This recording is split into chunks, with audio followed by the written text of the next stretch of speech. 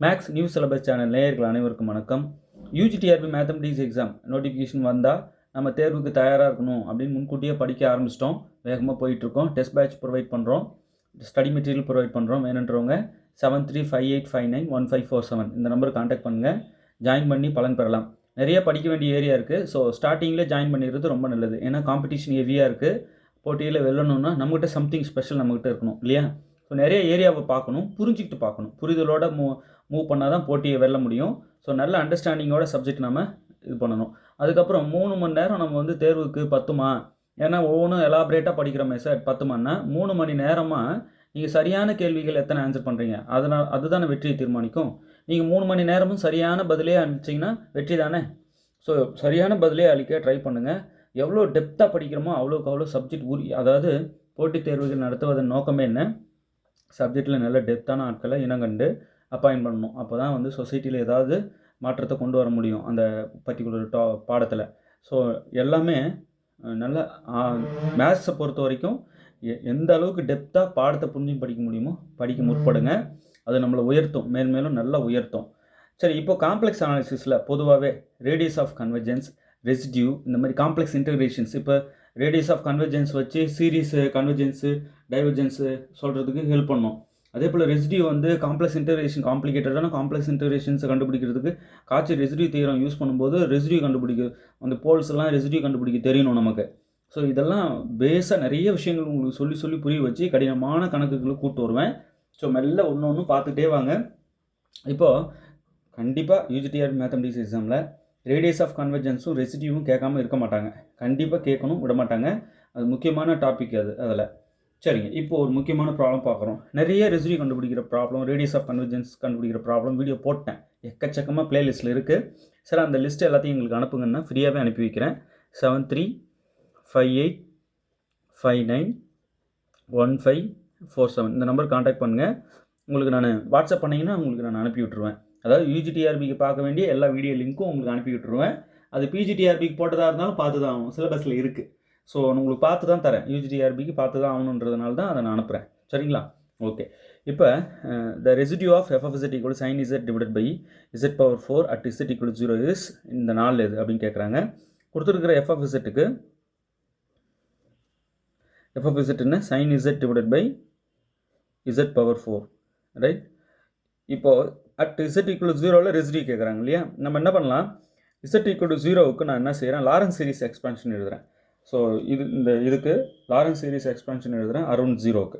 So எழுதும்போது என்ன ஆகுதுன்னா, எனக்கு தெரியும் sin z என்ன, sin z =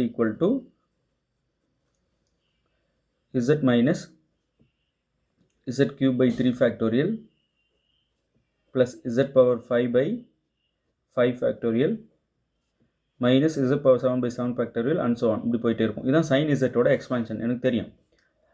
ரைட், இப்போது sin z divided by z⁴ எனக்கு வேணும்.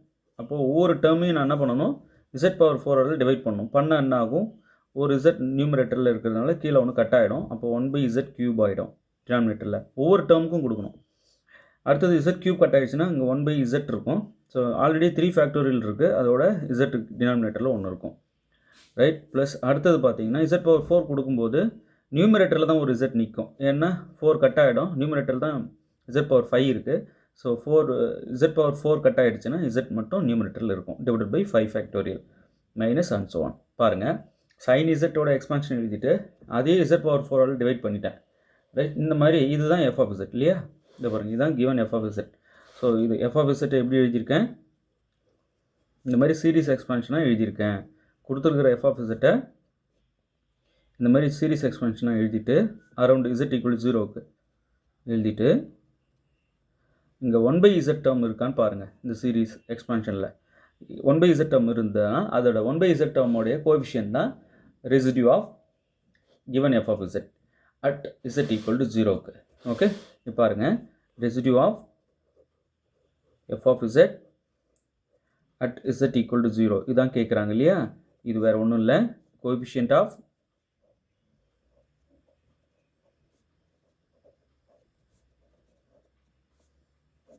(1/z). இங்கே 1/z டேர்ம் இது ஒன்று தான் இருக்குது. ஸோ அதோட கோஎஃபிஷியன்ட் -1/3 ஃபேக்டோரியல். ஸோ இது 1/z கோஎஃபிஷியன்ட் வந்து -1/3 ஃபேக்டோரியல். அப்போது -1/3 ஃபேக்டோரியல்ன்றது 6 இல்லையா? ஸோ 3 ஃபேக்டோரியல் என்ன? 3 × 2 × 1 இல்லையா? ஸோ இதை மல்டிப்ளை பண்ணோம்னா 6 -1/6. இப்போது சரி, இந்த ரெசிடியூ கண்டுபிடிக்கலன்னா என்ன, வேறு வேலையை செய்ய முடியாதா அப்படின்னா செய்ய முடியாது தான். என்ன ரீசன்னா, காட்சி ரெசிடியூ தியரம்னு ஒன்று இருக்குது. அதை யூஸ் பண்ணி நல்ல காம்ப்ளிகேட்டடான இன்டகிரேஷன்ஸ்லாம், காம்ப்ளெக்ஸ் இன்டகிரேஷன்ஸ்லாம் பண்ண வேண்டி வரும். அந்த காட்சி ரெசிடியூ தியரம் என்ன சொல்லும், முதல்ல அந்த போல்ஸ் எதெல்லாம் சிங்குலாரிட்டிஸ் இருக்கோ அங்கெல்லாம் போயிட்டு ரெசிடியூ கண்டுபிடிச்சிட்டு வா என்கிட்டன்னு சொல்லும். அதுதான் காட்சி ரெசிடியூ தியரமோட பியூட்டியே. அப்போது ரெசிடியூ கண்டுபிடிக்க தெரியணும் உங்களுக்கு ஒவ்வொரு போலுக்கும். எல்லாம் ரைட்டு. இந்த Z = 0 அப்போ போல்ன்றீங்களா? எஸ். ஒரு ஃபங்க்ஷனோடைய பாருங்கள், இதோடைய போல் வேணும்னா டினாமினேட்டர் = 0 போடணும். Z⁴ = 0 இல்லையா? அப்போது Z = 0. இதுதான் இந்த ஃபங்க்ஷனோடைய singularity, pole. Okay, isolated singularity pole. இப்போது இது வந்து pole of order Z = 0 is a pole of f of z of order 4, right? Order 4 உள்ள ஒரு போல் இது. இதுக்கு வந்து நம்ம அந்த எந்த போலோ எத்தனை ஒரு ஃபங்க்ஷனுக்கு எத்தனை போல் வேணாலும் இருக்கலாம் இல்லையா? அப்போ ஒவ்வொரு போலுக்கும் ரெசிடியூ எடுக்க தெரியணும். ரெசிடியூ எடுத்தால் தான் நீங்கள் காட்சி ரெசிடியூ தியரமே யூஸ் பண்ண முடியும். காட்சி ரெசிடியூ தியரம் கிளியராக எக்ஸ்பிளைன் பண்ணி வீடியோ போட்டேன். அது ரிலேட்டட் ப்ராப்ளமும் நடத்திட்டேன். ஸோ அதை பார்த்தவங்களுக்கு நல்லா புரியும் இப்போ நான் என்ன சொல்கிறேன்ட்டு, ரைட்? சரிங்க சார். இப்போது residue of f of z at z = 0க்கு சொல்லிட்டீங்க. இது எதுக்கு யூஸ் ஆகுதுன்னா, இந்த காம்ப்ளெக்ஸ் இன்டகிரேஷன், இந்த ஃபங்க்ஷனுக்கு இன்டகிரேஷன் கண்டுபிடிக்கிறோம் அரவுண்டு ஒரு closed contour. Integral f of z over the closed contour c into dz. இதோட வேல்யூ என்னன்னு கேட்டால் நம்ம சொல்லிடலாம். இப்போ இந்த c தெரியணும். தெரிஞ்சதுன்னா இந்த இன்டகரல் வேல்யூ என்னன்னு சொல்லிடலாம். இந்த ஃபங்க்ஷனோட இன்டகரல் வேல்யூ என்னன்னு சொல்லிடலாம். எந்த கான்டூரில் கேட்குறாங்கன்றதை பொறுத்து தான் இன்டகரல் வேல்யூவே கிடைக்கும். புரியுதுங்களா? அப்போது இந்த போல் வந்து லைஸ் இன்சைட் சி ஆகணும். இந்த கான்டூருக்குள்ளே வந்துடணும். வந்துடுச்சுன்னா நம்ம ஈஸியாக காட்சி ரெசிடியூ தியரம் யூஸ் பண்ணி டக்குன்னு ஆன்சர் சொல்லிடலாம். அப்போ அந்த ரெசிடியூ வேல்யூ நமக்கு பயன்படும். எப்போது Z = 0க்கு f of z உடைய ரெசிடியூ தேவைப்படும் அந்த தியரம் யூஸ் பண்ணோம்னா. பட் இங்கெல்லாம் அந்த வேலைலாம் இல்லை. அவங்க இன்டகிரல் காம்ப்ளெக்ஸ் இன்டகிரேஷன் பற்றி எதுவுமே கேட்கல. ஒரு பாயிண்டில் கொடுத்துருக்குற இந்த f of zக்கு ரெசிடியூ சொல்லுங்கள், ரைட்? சொல்லி மெல்ல கூப்பிட்டு போகிறாங்க. அடுத்தடுத்து பெரிய பெரிய காம்ப்ளிகேட்டடான ப்ராப்ளம்லாம் ஃபேஸ் பண்ண போகிறோம். அதுதான் முன்னாடியே வந்து இதெல்லாம் சின்ன சின்ன விஷயத்தை சொல்லி கொடுக்குறோம். ஓகே, இப்போ இங்கே பாருங்கள், the residue of f of z கொடுத்துட்டாங்க. இதுக்கு ரெசிடியூ சொல்லணும் அட் எந்த பாயிண்ட்டு? சிங்குலர் பாயிண்ட்டில். சரி, இதுக்கு சிங்குலர் பாயிண்ட்னா முதல்ல கிவன் f of z என்ன? f of z = z × sin 1/z இல்லையா? ஓகே, இப்போ இந்த ஃபங்க்ஷனோடைய அன்டிஃபைன் பாயிண்ட்ஸ் கண்டுபிடிக்கணும்னா டினாமினேட்டர் = 0 போடணும். பட் டினாமினேட்டர் டேர்ம் இங்கே இல்லை. ஆனால் சைன் z இருக்கு இல்லையா? sin 1/z இருக்கு இல்லையா? இதில் டினாமினேட்டர் z இருக்குது. ஸோ இந்த டேர்ம் எப்போ வந்து அன்டிஃபைன்ட் ஆகும்னா, இங்கே z 0 ஆகும்போது இது அன்டிஃபைன்ட் ஆகிடும். அப்போ ஹோல் ஃபங்க்ஷன் அன்டிஃபைன்ட் ஆகிடும். அப்போது ஒரு சார்பு ஒரு ஃபங்க்ஷனுக்கு நீங்கள் சிங்குலாரிட்டிஸ் கண்டுபிடிக்கிறீங்கன்னா அதனுடைய டினாமினேட்டர் = 0 போட்டாலும் கிடைக்கும். அதோடு மட்டும் இல்லாமல் அந்த ஃபங்க்ஷனுடைய அன்டிஃபைன் பாயிண்ட்ஸ் இருக்கா பாருங்கள், அதுவும் அதனுடைய சிங்குலாரிட்டிஸ் தான். ஸோ இது வந்து அன்டிஃபைன் பாயிண்ட், இந்த ஃபங்க்ஷனுக்கு அன்டிஃபைன் பாயிண்ட் என்னென்னா z = 0. அப்போ z = 0 is a singular point.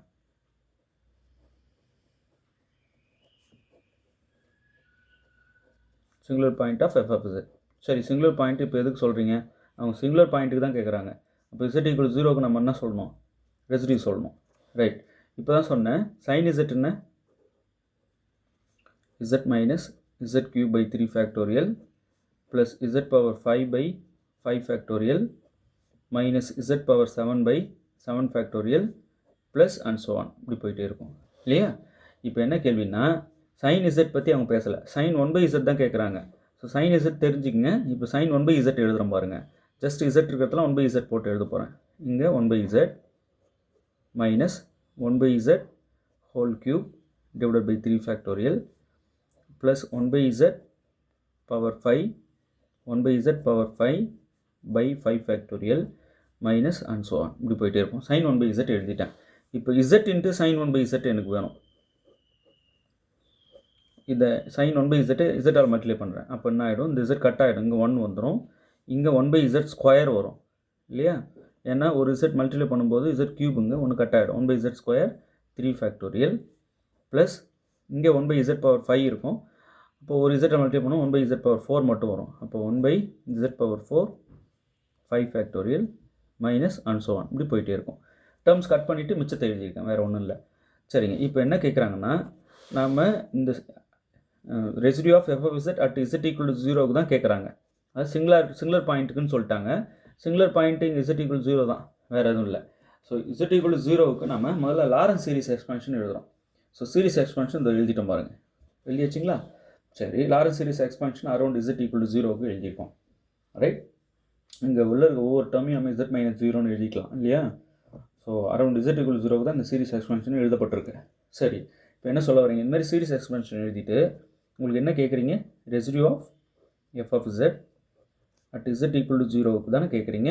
என்னால் z equal to 0க்கு f of z வரை லாரன்ஸ் சீரிஸ் எக்ஸ்பான்ஷன் எழுத முடியுது. அப்போது கோஎஃபிஷியன்ட் இது ரெசிடியூன்றது வேறு ஒன்றும் இல்லை, இந்த மாதிரி சீரிஸ் எக்ஸ்பான்ஷன் எழுத முடிஞ்சா அந்த போலுக்கு எழுத முடிஞ்சால் கோஎஃபிஷியன்ட் ஆஃப்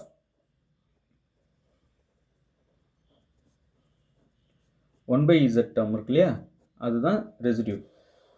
திரும்ப சொல்கிறேன், லாரன்ஸ் சீரிஸ் எக்ஸ்பான்ஷன் எழுத முடியணும் அந்த பாயிண்ட்டுக்கு, அந்த z equal to 0க்கு எழுதி முடியுது. இதோ பாருங்கள் எழுதியிருக்கோம். இதில் எழுத முடிஞ்சு அதில் 1 by z டேர்ம் இருந்து அதோட கோஎஃபிஷியன்ட் தான் ரெசிடியூ அந்த பாயிண்ட்டுக்கு, ஃபங்க்ஷனோடைய ரெசிடியூ அட்டு அந்த z equal to 0க்கு. இங்கே வந்து 1 by z டேர்ம் என்ன இருக்குது, எதுவுமே இல்லை.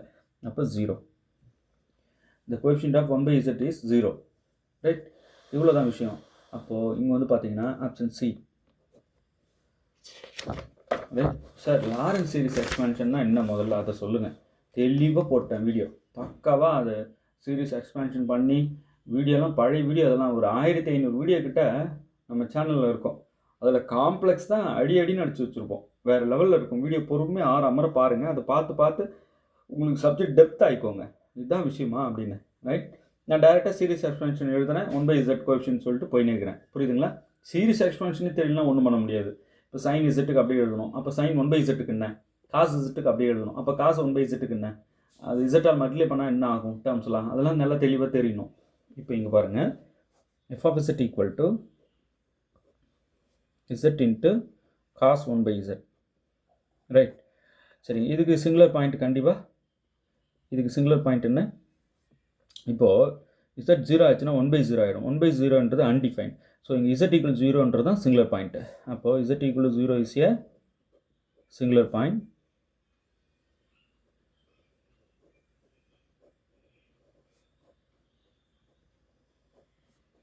Singular point of f of z. சரிங்க, இப்போ சிங்குலர் பாயிண்ட் எது கண்டுபிடிச்சிங்க, அந்த z equal to 0க்கு சீரிஸ் எக்ஸ்பான்ஷன் எழுத முடியுதான்னு பார்க்க போகிறேன். ஃபஸ்ட்டு காஸ் z எனக்கு தெரியணும். காஸ் zன்னா 1 minus z square by 2 factorial plus z power 4 by 4 factorial minus z power 6 by 6 factorial plus and so on. இது cos z. இப்போ cos 1 by z ஏன்னா cos zக்கு அவங்க கேட்கல, cos 1 by zக்கு தான் கேட்குறாங்க. அப்படியே z இருக்கிற இடத்துலலாம் 1 by z போடுங்க. அப்போ 1 minus 1 by z square by 2 factorial plus 1 by z power 4 by 4 factorial minus 1 by z power 6 by 6 factorial plus and so on. Right, சரிங்க. இப்போ இதே ரீரைட் பண்ணி கொஞ்சம் எழுதிக்கிறேன் கட் பண்ணுறதுக்கு, அப்போ தான் உங்களுக்கு ஈஸியாக இருக்கும். நான் அப்படியே போட்டேன்னா உங்களுக்கு கன்ஃபியூஸ் ஆக வாய்ப்பு இருக்குது. இப்போ பாருங்கள், 1 மைனஸ் இந்த 1 by z ஸ்கொயர் டினாமினேட்டரில் போட்டு எழுதுகிறேன். 1 by 2 factorial z ஸ்கொயர், ஒரு ஸ்டெப் இப்படி எழுதிக்கோங்க. 1 by 4 factorial z power 4, power கொடுக்குறேன், வேறு ஒன்றும் இல்லை, minus 1 by z power 6 by 6 into 6 factorial plus and so on. இப்போ z ஆல் மல்டிப்ளை பண்ணுங்க, இதை அதான ஃபங்க்ஷனே. இதை z ஆல் மல்டிப்ளை பண்ணால் இங்கே இருக்கிற ஒவ்வொரு டேர்மையும் நம்ம z ஆல் மல்டிப்ளை பண்ணணும் இல்லையா. அப்போ 1 into z minus 1 by 2 factorial. இப்போ இது z ஆல் மல்டிப்ளை பண்ணும்போது ஒரு z கட் ஆகிடும், டினாமினேட்டரில் ஒரு z மட்டும் வரும். ஸோ z ரைட், ப்ளஸ் இங்கே ஒரு z போட்டோம்னா இங்கே ஒரு z கட் ஆகிட்டு 1 by 4 factorial z க்யூப் ஆகிடும் மைனஸ் அண்ட் ஸோ ஆன், இப்படி போயிட்டே இருக்கும். எப்படி இருந்தாலும் டினாமினேட்டரில் z ஹையர் பவர் ஆகிட்டே போகுது, அதனால் நான் நிறுத்திக்கிட்டேன். சரிங்க, இதுதான் f of z. f of z equal to z minus 1 by 2 factorial into z plus 1 by 4 factorial into z cube minus and so on. இதுதான் given f of z. அதோட singular point z equal to 0க்கு தான் நம்ம இந்த series எக்ஸ்பென்ஷன் எழுதியிருக்கோம். இதை Lawrence series எக்ஸ்பென்ஷன் சொல்லுவோம். சரி, இப்போது residue of f of z at z equal to 0க்கு ரைட் இதான் கேட்குறாங்க. அந்த சிங்குலர் பாயிண்ட்டு தான் கேட்குறாங்க. ஒன்லி ஒன் சிங்குலர் பாயிண்ட் தான் இது மட்டும்தான். இது singular is only singular point of f of z. Only one singular point of f of z. அப்போது கோஎஃபிஷியன்ட்